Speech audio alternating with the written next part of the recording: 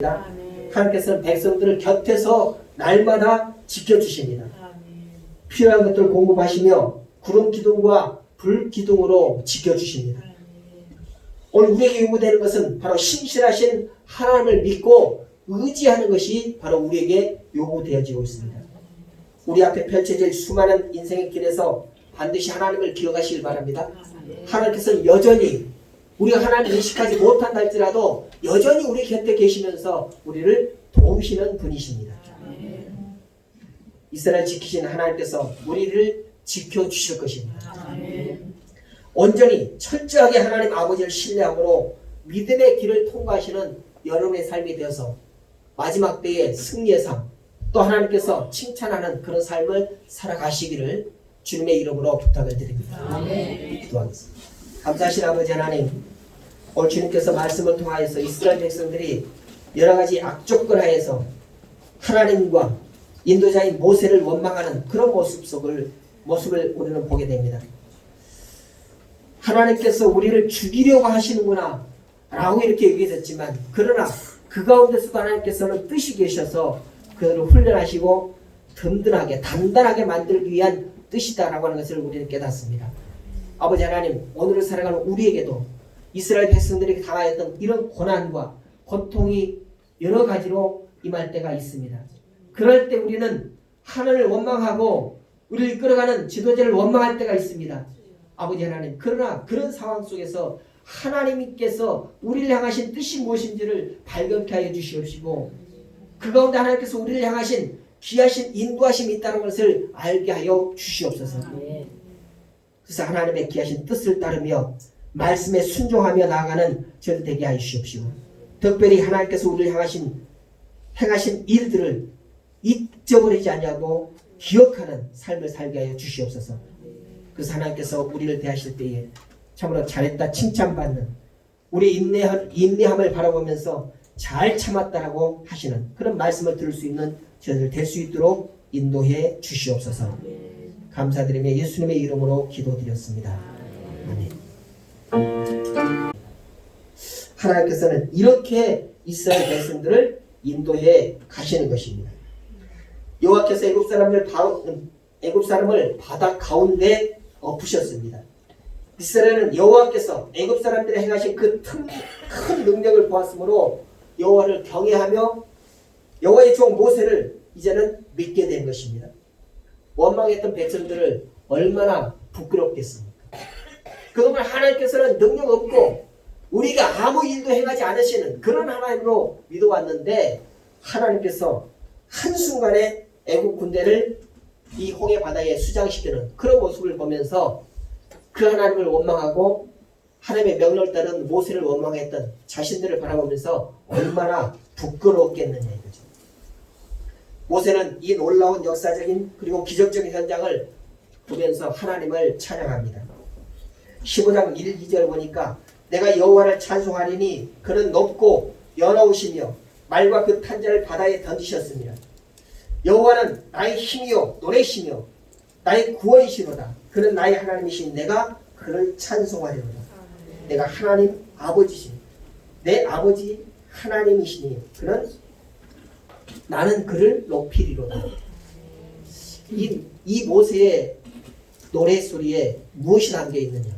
바로 하나님께서 하신 일을 기억하며 하나님의 이름을 높이겠다라고 하는 그런 말이 들어가 있는 것입니다.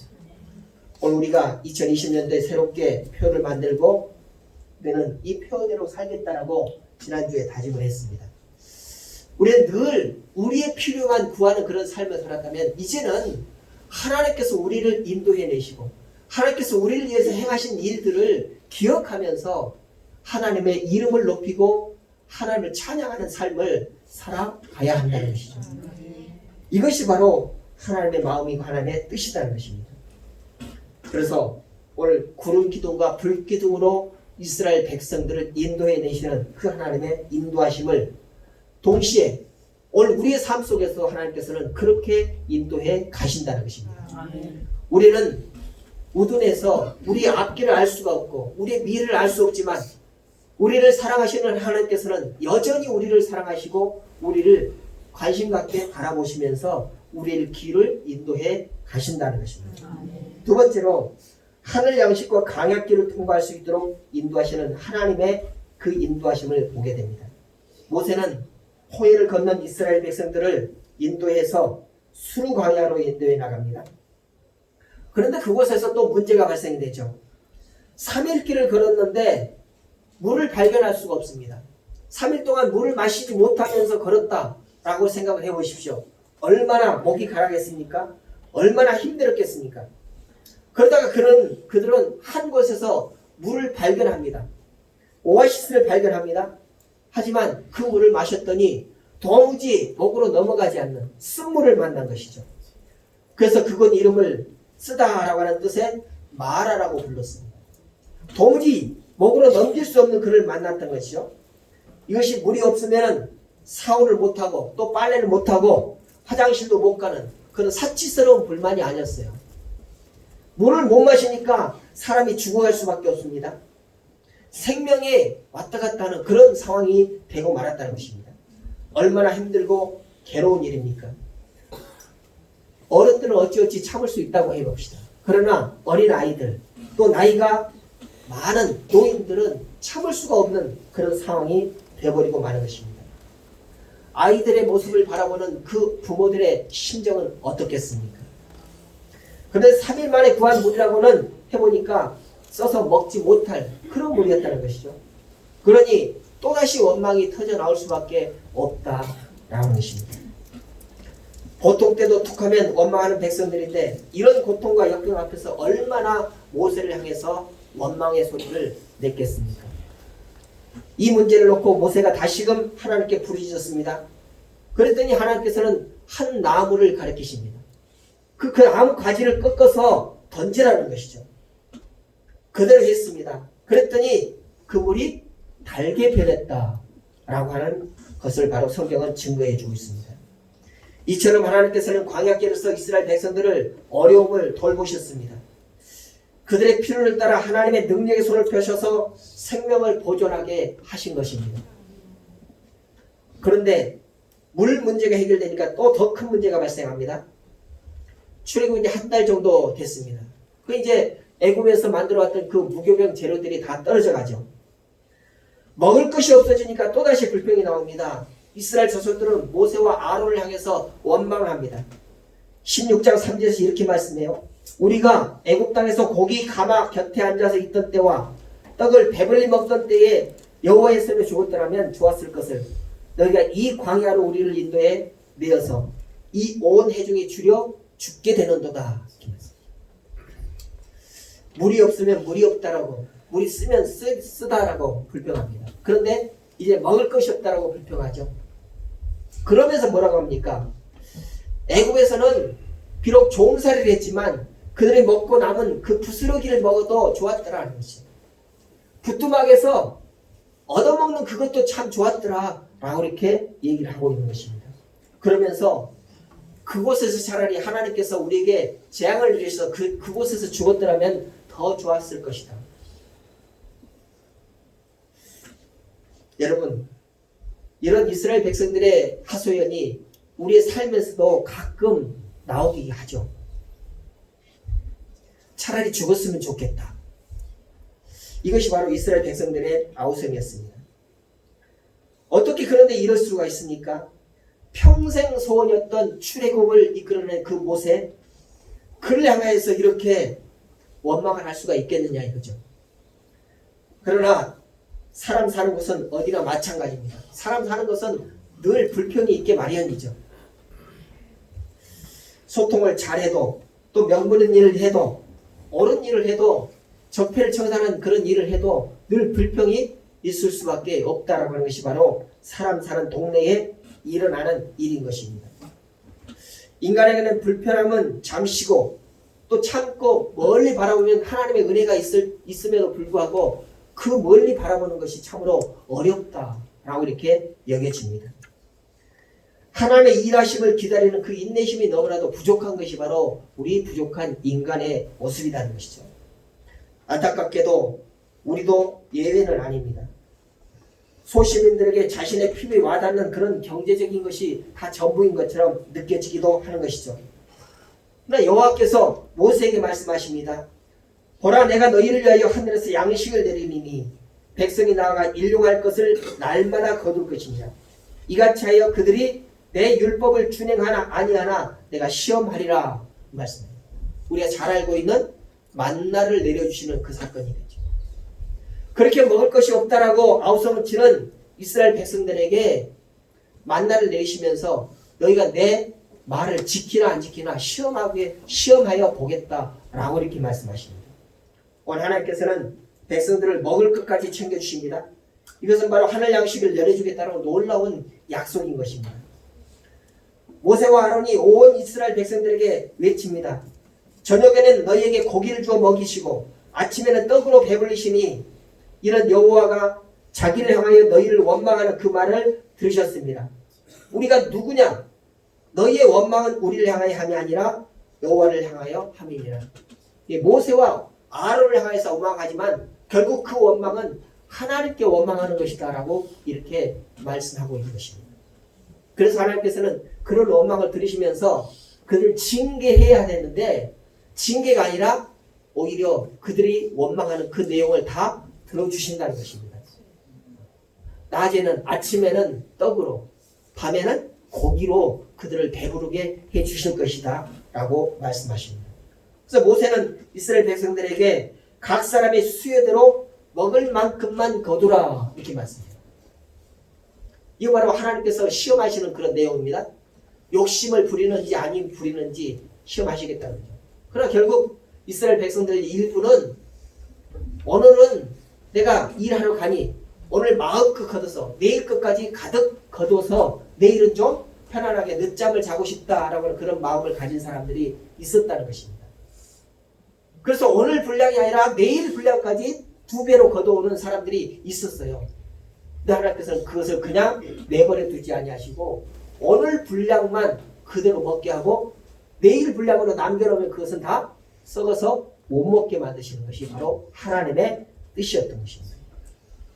오늘 하늘 양식은 이스라엘 백성이 광야를 떠난 사람이 사는 그 땅에 이르기까지 쉬지 않고 하나님께서 공급해 주셨습니다.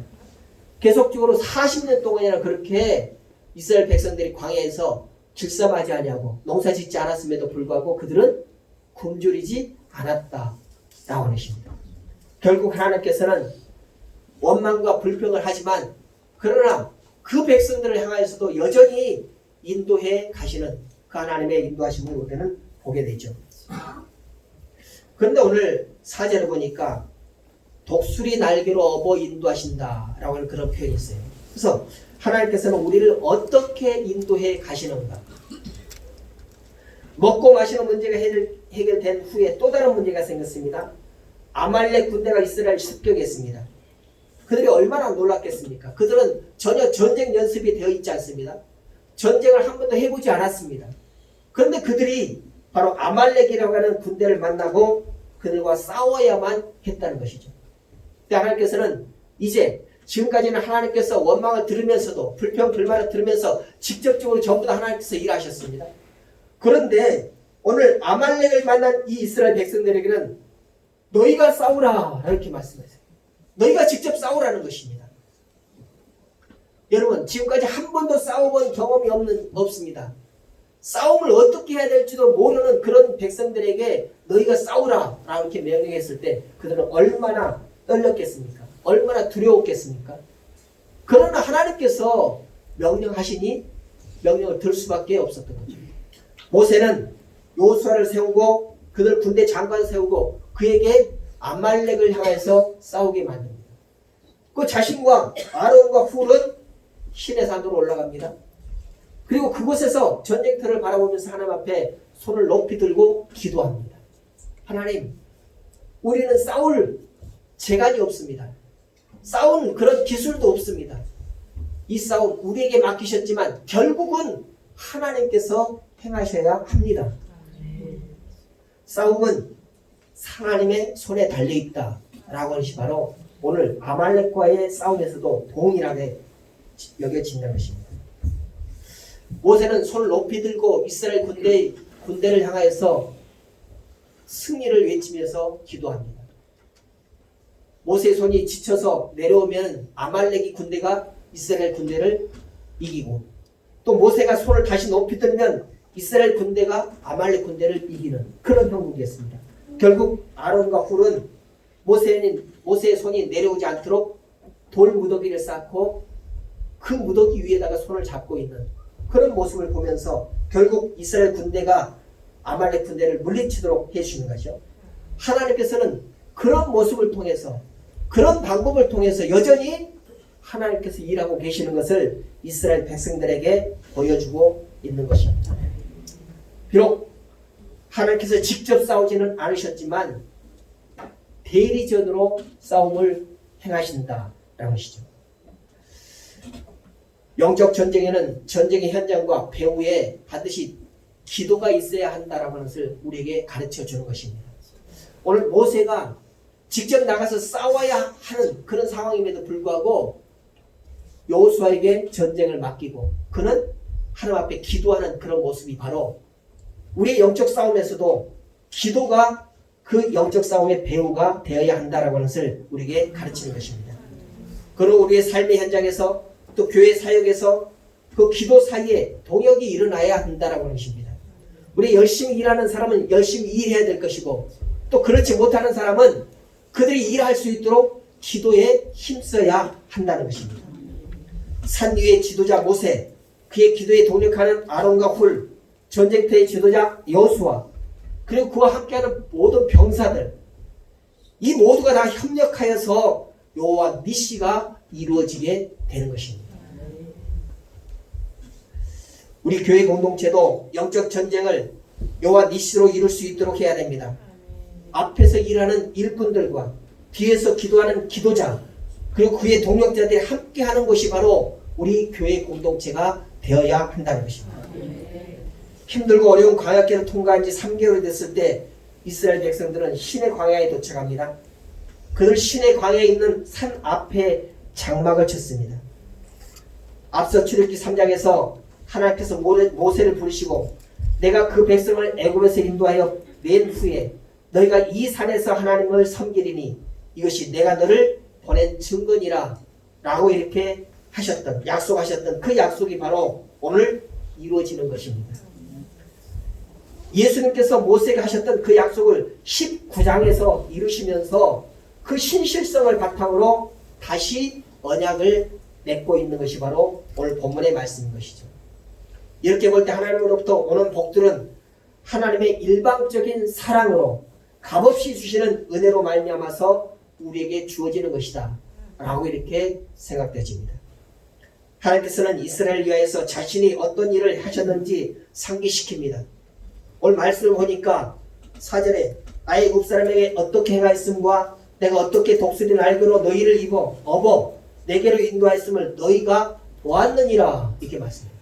너희가 보았느니라 라고는 이 말 속의 의미는 뭡니까?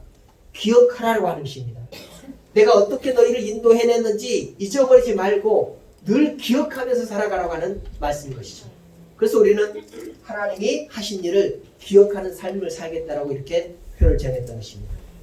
이 말씀, 이 4절의 말씀을 더 자세하게 풀어내는 것이 바로 신명기 32장 11절 12절의 말씀입니다. 거기 보니까 마치 독수리가 그 둥지 주변을 나풀거리면서 날아다니는 그런 모습이 있습니다. 또 우리는 독수리의 훈련법을 많은 그런 지식을 통해서 알게 되죠. 독수리는 독수리 새끼를 훈련할 때 그 동물에서 밀어낸다고 합니다. 아직 날개짓을 하지 못하는 그런 독수리 새끼들을 동물에서 밀어낸다는 거죠. 그러면 날개짓을 하지 못하는 그 새끼들은 밑으로 떨어질 수밖에 없어요. 그대로 놔뒀다가 땅에 떨어지기 직전에 어미 독수리는 자기 날개를 활짝 펴가지고 떨어지는 그 새끼 독수리를 얹고 다시 둥으로 올라온다는 거죠. 그런 훈련을 반복적으로 하면서 강하게 새끼를 키우는 그런 모습이 바로 신명기 32장에 드러나고 있습니다. 마치 하나님께서 이스라엘 백성들을 인도해 내시는 방법이 그런 방법으로 인도해 가신다는 것이죠. 여러 가지 어려운 상황이 당하는 것은 바로 하나님께서 그들을 아주 곤란하게 만들기 위한 그런 방법이 아니었다는 것입니다. 그들을 훈련시키기 위한 방법이었다. 그들을 강하게 만들기 위한 그런 뜻이었다라고 하는 것입니다. 그런 뜻을 알지 못하는 백성들은 늘 하나님을 원망하게 되는 것이죠. 그러나 그 속에서 하나님께서 가지신 그 뜻은 바로 그들을 버리겠다라고 하는 것이 아니라 그들을 강하게 하시겠다. 그들을 승리케 하시겠다. 그들을 여전히 내 자녀로, 내 백성으로 인도해 가시겠다라고 하는 것이 바로 하나님의 뜻이다라고 하는 것입니다. 오늘 우리는 이런 삶을 살아가면서 하나님께서 우리를 향하신 뜻이 무엇인지를 분명히 알아야 합니다. 이스라엘 백성들을 인도해 내시던 그런 방법으로 여전히 우리도 인도해 가신다는 것입니다. 여러분 삶 속에 어떤 경우에는 고난이 있을 수 있습니다. 내가 도무지 행할 수 없는 그런 어려움이 닥쳐올 수도 있습니다. 어떤 경우에는 우리의 몸을 칠 때도 있습니다. 우리를 아프게 할 때도 있습니다. 도무지 살 수 없습니다라고 하는 아우성이 나올 수밖에 없는 그런 상황을 만들어 갈 때도 있습니다. 그러나 그런 상황 가운데서 하나님께서는 분명한 뜻이 있다는 것이죠. 우리를 아주 내버려 두는 것이 아니라, 우리를 아주 거꾸러지게 하시는 것이 아니라 그 가운데서 더욱더 강하게, 그 가운데 더욱더 든든하게 승리할 수 있도록 훈련시키는 그런 과정이다라는 것입니다. 오늘 하나님께서는 이스라엘 구하기 위해서 독수리처럼 날아오셨을 뿐만 아니라 그들을 날개 위에 태우셔서 신속하게 구원해 주셨습니다. 오늘 우리에게도 하루하루를 생각해 보면 하나님의 인도하심이 없이는 우리를 살아갈 수 없다라고 하는 것을 늘 느끼면서 우리는 그 아버지 하나님께 경배와 찬양을 올려드립니다. 우리의 삶 그리고 나의 삶을 인도하시는 분은 오직 하나님뿐이심을 우리는 고백하지 않을 수가 없습니다. 그러므로 생명의 주인 되신 하나님을 의지하며 살아가는 것과 또 그렇지 않고 내 삶은 내가 책임진다, 내가 이끌어간다 라고 하는 그런 인식 속에서 살아가는 것은 삶의 대단한 차이를 가질 수밖에 없습니다. 왠가 사람은 자기 미래를 또 한치 앞을 내다볼 수 없는 그런 능력이 없기 때문이다 라는 것이죠. 그럼에도 불구하고 나는 괜찮다, 지금까지 아무 문제가 없었으니까 내일도 괜찮을 것이다 라고 그렇게 생각하시는 분들이 아마 있을 것입니다. 2018년도 8월 14일 정오에 이탈리아 제네바에 있는 고속도로 모란디 고가 교량이 그대로 무너지는 사건이 있었습니다. 지나가던 수십 대의 차량이 45m 아래로 떨어져서 49명의 사상자가 발생하는 그런 사고가 있었죠. 참으로 안타깝게 그지없었습니다. 그런데 우리나라에서도 1994년 10월 21일 아침에 성수대교가 가운데 부분이 뚝 떨어지는 그런 사고가 있었습니다. 당시에 무너진 교량 앞에서 한 트럭 운전기사가 기자와 이렇게 이야기하는 그런 이야기가 생각이 나는데, 뒤에서 어떤 승용차가 갑자기 자기 차를 앞질러서 쌩 하고 지나가서 깜짝 놀라서 그 자리에 브레이크를 제동을 해서 섰다는 것이죠. 근데 앞을 바라보니까 자기 차를 추월해 가던 그 차가 없어져 버렸다는 거죠. 깜짝 놀라서 보니까 나중에 그 앞에 다리가 무너져 버린 그런 일들이 있었다라고 하는 것입니다. 그 덕분에 자기는 살았지만 빨리 가려던 그 운전자는 안타깝게도 추락하고 말았다라고 하는 것입니다. 사람은 정말로 한치 앞을 내다보지 못하는 그런 인생이죠. 요즘은 또 어떻습니까? 마치 마른 것처럼 하얗게 도로가 바짝 마른 그런 상태로 보여지는데 위에는 살얼음이 얼어가지고 차가 제동이 되지도 않고 또 통제가 되지 않는 그런 상황으로 많은 사고가 일어나는 드라이 아이스 사건들이 얼마나 많은지 모릅니다. 그래서 삶은 누구에게인가 맡기며 살아가야 된다라고 하는 것을 우리는 통감을 하죠. 그래서 내 삶은 내 마음대로 내 의지대로 이끌어갈 수 있다라고 이렇게 자만할 수가 없다는 것입니다. 오늘 아니 내일의 운명을 우리가 알 수 없는 것이 바로 우리의 삶이다 라고 이렇게 얘기를 할 수가 있는 것이죠. 그래서 그렇다면 내 삶을 누구에게인가 맡겨야 되는데, 삶에는 늘 누군가에게 맡기고 사는 것이 바로 우리의 삶이다 라고 이렇게 얘기할 수 있습니다. 여러분은 여러분의 운명을 누구에게 맡기기를 원합니까? 자기 자신에게 맡기기를 원하십니까? 우리는 지혜로운 사람이 되어야 합니다. 우리를 만드시고 우리를 이끌어가시는 그런 분에게, 그분에게 우리의 인생을 맡겨야 될 것입니다. 하나님만이 우리의 삶을 인도해 내시는 것입니다. 오늘 본문 말씀을 보면은 이스라엘 민족을 이끌어가시는 하나님의 열심을 우리는 보게 되죠. 마찬가지로 우리의 삶도 인도하시는 그 하나님, 그 하나님께서 이스라엘을 이끌으셨던 것처럼 오늘 우리의 삶도 이끌어 가신다라고 하는 그런 인식 속에서 살아가는 것이 참으로 지혜로운 삶인 것입니다. 그래서 오늘 본문을 통해서 이스라엘을 이끌어 가시는 그 하나님의 인도하심을 바라보면서 오늘 내 인생을, 내 삶을 주님께 맡겨드리는 그런 삶을 살아갈 수 있도록 그렇게 지혜를 바라시기를 바랍니다.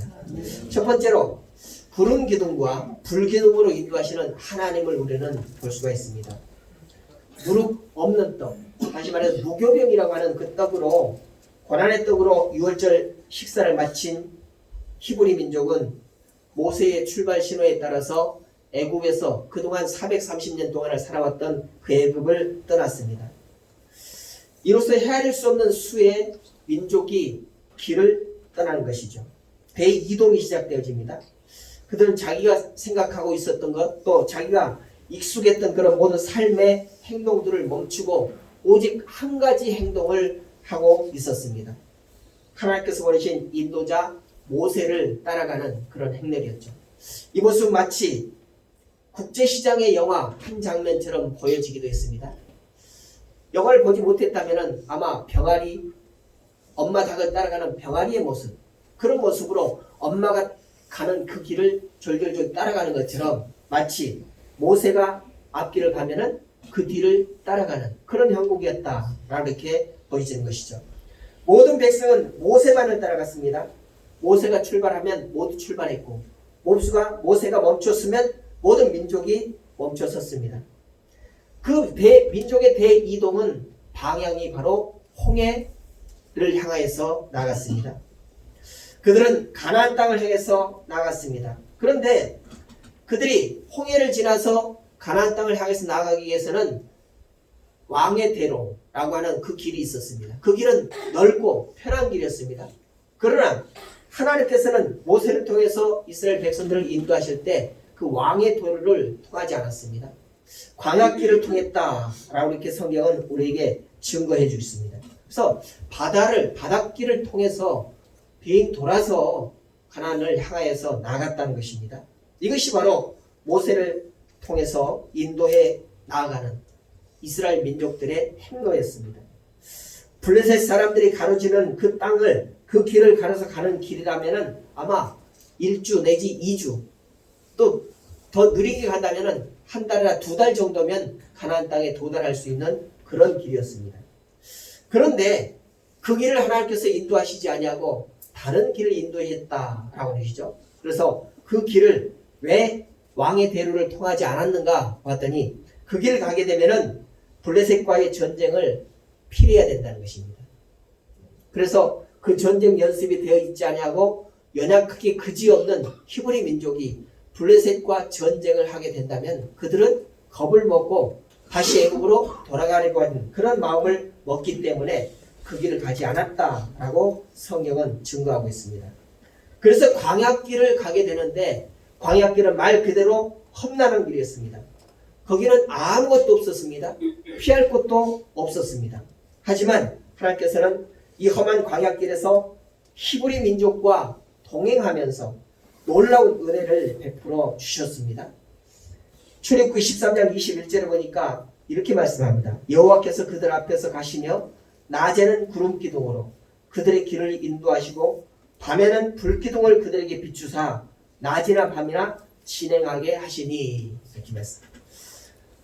우리는 보통 환한 낮에만 길을 가는 것이 상식이다 이렇게 생각을 하죠. 그러나 하나님께서 이스라엘 백성들을 인도하실 때는 밤낮을 가리지 아니하고 이동할 수 있도록 해주셨다라는 것입니다. 하나님께서 이스라엘 민족을 언제나 밤낮으로 항상 지켜주셨습니다. 낮에는 구름 기둥으로, 밤에는 불 기둥으로 백성 앞에서 하나님께서 떠나지 않으셨다고 하는 것이 바로 성경의 증언인 것입니다. 여호와 하나님께서 그들의 길을 열어주신 것입니다. 마침내 이스라엘 자손들은 홍해를 향하여서 나가면서 그 홍해 바닷가에 장막을 쳤습니다. 12지파는 그 장막에 지파대로 장막을 치고 그 다음에 음식을 준비하고 자녀들을 돌보고 또 동행하는 가축들을 먹이를 먹이는 그 엄청난 일을 홍해 바다 앞에서 치르게 된 것입니다. 막 일상적으로 경험하는 그 모든 일들이 거기에서 일어났던 것이죠. 그런데 그 일상적인 문제를 뛰어넘는 엄청난 일이 그들 앞에 다가오고 있었습니다. 애국왕 바로가 병거를 갖추고 군병들과 함께 이스라엘 백성들의 뒤를 뒤쫓기 시작을 합니다. 바닷가에 장막을 치고 식을 취하던 이스라엘 백성들이 멀리서 큰 먼지를 일으키면서 다가오는 그 애국 군대를 바라보면서 깜짝 놀랐습니다. 그들은 병거와 마병을 바라보면서 아우성을 치기 시작했죠. 인간의 연약함 중에 가장 큰 하나는 바로 공포심이었습니다. 그 공포심은 쉽게 전염된다라고 하는 것이죠. 군중이 공포심에 사로잡히면 걷잡을 수 없습니다. 아무도 막을 수 없게 되는 것이 바로 그 공포심인 것입니다. 그때 그들이 취한 행동은 심히 두려워하며 여호와께 부르짖는 것이었습니다. 그리고 동시에 그들을 인도해 내가는 모세를 향하여서 원망하는 것이었습니다. 출애굽기 14장 11절 12절은 이렇게 말씀합니다. 애굽에 모장지가 없어서 당신이 우리를 이끌어내어 이 광야에서 죽게 하느냐? 어찌하여 당신이 우리를 애굽에서 이끌어내어 우리에게 이같이 하느냐? 우리에게 애굽에서 당신에게 이른 말이 이것이 아니냐? 이르기를 우리를 내버려 두라. 우리가 애굽 사람의 섬길 것이라 하지 아니하였느냐? 그들이 애굽에서 살아갈 때 그들이 아무 일 없이 아무 아우성 없이 그렇게 살아가서 하나님께서 그들을 이끌어내신 것이 아닙니다.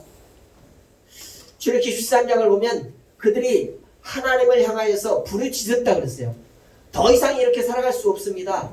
이렇게 노역을 하며 이렇게 힘들게 살아갈 수 없습니다라고 하면서 하나님께 부르짖었다고 그랬어요. 그래서 하나님께서 그들의 아우성을 들으시고 이끌어내시기로 작정하셨다고 했거든요. 그런데 오늘 14장에 보니까 모세를 향하여서 네가 왜 우리를 이렇게 이끌어냈느냐? 우리가 그냥 애굽에서 살아가기를 원했지 않느냐? 라고 이렇게 변명을 하고 있는 것을 보게 됩니다. 이스라엘 백성들은 한 목소리로 뭐라고 합니까? 애굽이 좋다. 애굽으로 다시 돌아가자. 라고 이렇게 몸부림치고 있는 것입니다. 애굽의 노예의 고통을 받으면서 더 이상 살 수 없다라고 그렇게 비명을 질렀으면서 금방 그 사실을 잊어버리고 만 것입니다. 당장 생명의 위협을 느끼자 그들은 모세를 원망하고 더 나아가서 하나님을 원망했습니다. 오늘 우리의 모습과 다를 바가 없습니다. 우리도 지금 살아가면서 경제적인 것, 또 정치적인 것, 또는 육적으로 다가오는 모든 여러 가지 고난 때문에 아우성을 칠 때가 많죠. 하나님 나를 살려주시옵소서, 나를 구해주세요 라고 이렇게 아우성 치다가도 하나님께서 우리를 이끌어내시고 하나님의 뜻대로 하나님의 규율대로 살아가라 하면은 그 규율에 맞지 못하겠다, 그렇게 살지 못하겠다라고 또 아우성을 치는 것이 바로 우리의 모습인 것입니다. 여호와 하나님과 바로 사이의 힘거리가 마지막 절정을 향해서 나갑니다. 바로는 이스라엘 백성들을 내어달라라고 하는 그런 모세의 간청에 대해서 10번씩이나 그렇게 거절했던 것을 우리는 알고 있잖아요.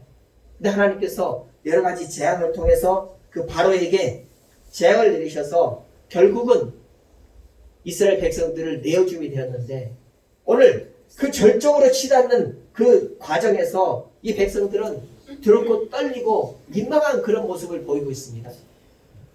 하나님께서 그렇게 바로를 굴복시켜가면서 이끌어내셨음에도 불구하고 그들은 다시 바로에게 돌아가겠다고 하는 그런 모습을 보이고 있는 것입니다. 참으로 그런 모습을 바라보고 있는 모세의 마음이 어땠을까요? 참담하지 않았겠습니까? 그럼에도 모세는 이렇게 말합니다. 14장 13절 14절에서 너희는 두려워하지 말고 가만히 서서 여호와께서 오늘 너희를 위하여 행하시는 구원을 보라. 너희가 오늘 본 애굽 사람을 영원히 다시 보지 못하리라. 백성들은 다시 애굽으로 돌아가서 애굽 사람들과 함께 살아가겠다고 이렇게 말하죠. 그러나 모세는 하나님께서 우리를 구해내셨다. 오늘 하나님께서 계속적으로 우리를 위해서 하시는 일들을 바라보라. 너희가 오늘 애굽 사람을 볼 텐데 그 사람들 다시는 보지 않을 것이다 라고 이렇게 말씀하고 있는 것입니다. 그래서 애굽 사람들과 싸우는 싸움은 이스라엘 백성들이 싸우는 것이 아니라 하나님께서 싸우는 싸움이다 라고 이렇게 말하고 있는 것이죠. 모세는 확신했습니다. 출애굽의 역사는 우리 사람이, 우리 민족이 하는 것이 아니라 바로 하나님께서 시작하신 것이다. 바로왕이 아무리 달려들어도 아무리 억압을 해도 우리는 그 억압에서 벗어나게 될 것이다. 바로 하나님께서 그 일을 행하시기 때문이다 라고 하는 것입니다. 그래서 이스라엘 백성들을 향해서 두려워하지 말라, 떨지 말라 라고 이렇게 확신하면서 외치고 있는 것입니다. 그리고 하나님은 드디어 모세에게 명령을 내리십니다. 너는 어찌하여 내게 부르짖느냐? 이스라엘 자손에게 명하여 앞으로 나아가게 하고 지팡이 들고 바다 위로 내밀어 그것이 갈라지게 하라. 이스라엘 자손이 바다 이 가운데 육지를 행하리라 이렇게 말씀합니다. 여러분, 바닷물이 빠졌다고 합시다. 그래 그 바닷물이 빠진 그 바다가 아무리 빨리 마른다 할지라도 하루에 마를 수가 있겠습니까? 그런데 하나님께서 뭐라고 합니까? 그 땅을 육지를 만드시겠다라고 합니다. 근데 육지라고 이렇게 우리 성경은 번역을 했는데 다른 성경에 보니까 마른 땅이라고 이렇게 분명하게 말합니다. 영어로는 on dry ground라고 이렇게 표현을 했어요. 그게 그냥 육지가 아니에요. 젖어있는 그런 육지가 아니라 바짝 말라있는 그런 땅으로 만들어 주시겠다라고 하는 그런 말씀인 것입니다. 우리는 이 말씀을 통해서 놀라운 하나님의 능력을 볼 수 있는 것입니다. 지금 뒤에서는 이스라엘 백성들이 겁을 먹고 쳐들어오는 그 애굽 군대를 바라보고 있습니다. 앞에는 물이 출렁거리는 그런 홍해 바다를 바라보고 있습니다. 앞뒤로 좌우로 어디로도 도망갈 수 없는 그런 상황이죠. 그런데 하나님께서는 그런 상황을 이겨내실 수 있도록 인도해 가시겠다라고 이렇게 말씀하시죠. 모세가 명령을 따르자 바다가 갈라집니다. 준비된 백성들은 그 갈라진 바다 가운데로 마른 땅으로 전진해 나갑니다. 이스라엘 백성 앞에는 인도해던 그 구름 기둥이 뒤로 움직여서 애굽과 이스라엘 지인 사이를 갈라놓습니다. 말씀 보니까 구름 기둥이 이스라엘 백성들이 낮에 햇볕을 가릴 수 있도록 그렇게 인도해 주셨는데 오늘 이 모습 속에서는 뭐라고 하니까 구름이 이스라엘 백성들과 애굽 군대 사이를 가라막았다는 거죠. 그러면 애굽 군대는 온통 흑암으로 이렇게 변했다는 것입니다. 대낮임에도 불구하고 애굽 군대가 있는 그 땅은 캄캄했다는 것이죠. 그런 동시에 반대편 이스라엘 백성들이 바다를 향해서 바다를 통과하는 그 땅은 환한 대낮과 같이 그렇게 불기둥으로 인도해 가신다라고 이렇게 성경은 증거해 주고 있습니다. 이윽고 이스라엘 백성들이 다 건넌 다음에 애국 군대들도 하나님께서 갈라놓은 그 땅을 그 바다를 향해서 들어갑니다. 이게 웬일입니까? 하나님께서는 우리 생각대로는 다시 바다를 합쳐서 그냥 바다로 만드시고 건너오지 못하게 했으면 얼마나 좋겠습니까? 하나님께서는 계속 열어두십니다. 이스라엘 백성들은 떨렸을 것입니다. 두려웠을 것입니다. 우리가 왔던 그 땅, 그 길로 애국 군대들도 계속 온다면 우리는 도무지 피할 수 없는 그런 길을 만나게 될 것이다. 하나님께서는 그러나 그 가운데서도 하나님의 계획이 계셨다라고 하십니다. 애국 군대가 그 바다 가운데로 들어오기를 하나님께서는 기다리셨습니다. 그 가운데서 또 애국 군대를 어지럽게 하셨다라고 성경은 증거해 줬어요. 어떻게 어지럽게 하셨느냐? 병거의 바퀴를 어긋나게 하셨습니다. 그러니까 병거가 신나게 달려야 할 텐데 바퀴가 어긋나니까 달리지를 못하는 거죠. 그 병거를 타고 있던 군인들이 어리둥절합니다. 이게 웬일인가? 왜 이런 일이 일어났는가? 방황을 하게 되죠. 그런 가운데 하나님께서는 물을 다시 합쳐버리고 마는 것입니다. 오늘 이스라엘 백성들이 이 광야에서 우리를 죽게 하느냐라고 이렇게 모세에게 외쳤는데, 아니, 바닷속에다가 애국 군대를 수상시키는 그런 놀라운 일을 하나님께서 행하고 계시다는 것이죠. 14장 25절에 보니까 애국 사람들이 이르되 이스라엘 앞에서 우리가 도망하자, 여호와가 그들을 위하여 싸워 애국 사람을 치는도다. 이렇게 말해요. 애국 군대가 바닷 가운데서 어리둥절하면서 방황을 하면서 도망가자라고 이렇게 말하고 있습니다. 근데 26절에 보니까 내 손을 바다 위로 내밀어 물이 애국 군대 사람들과 그들의 병거들과 마병들 위에 다시 흐르게 하라. 하나님께서 모세에게 명하죠. 갈라놓았던 그 바닷길을 다시 합쳐